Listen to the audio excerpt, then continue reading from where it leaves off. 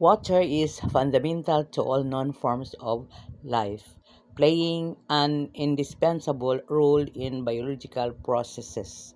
It acts as a universal solvent, facilitating the transport of nutrients, minerals, and chemicals within organisms.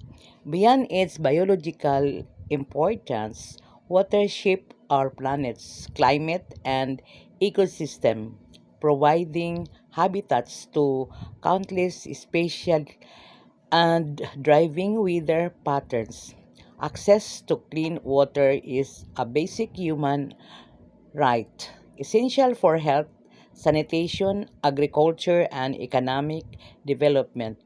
Its scarcity in many parts of the world underscores its value and urgent need for conservation and sustainable management practices to ensure its availability for future generations.